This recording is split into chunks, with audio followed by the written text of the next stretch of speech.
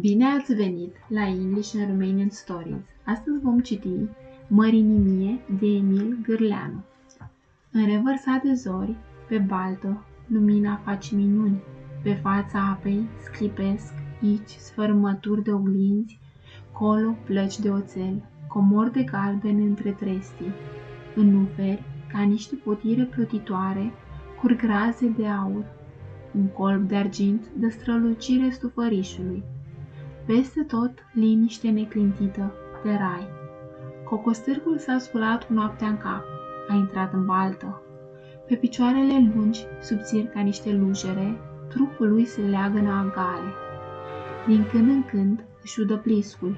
Uneori se oprește, de se uită, ispititor în fundul apei, ca și cum ar fi dat peste ceva ce căuta de mult.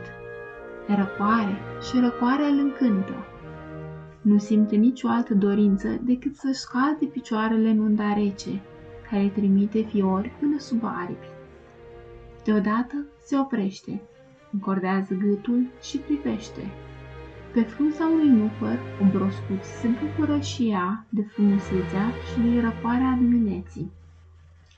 Când l-a văzut, biata broscuță a încremenit pe piciorușele dinapoi, cu ochii mari deschiși, cade la cumplitul dușman.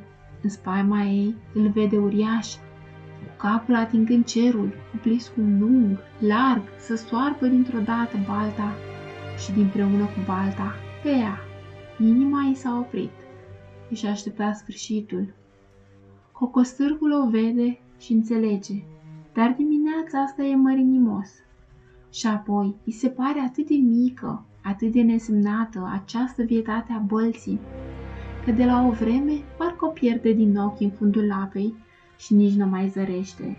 Ridică piciorul, o pășește disprețuitor și trece, măreț, mai departe. Broscuței nu-i vine să creadă. Mai stă așa câteva clipe, apoi de bucurie sare pe o altă frunză și într-un avânt de recunoștință, cea dintâi taie tăcerea dimineții. Uac! Dacă v-a plăcut această poveste, vă invităm să ascultați și alte povești pe canalul English and Romanian Stories.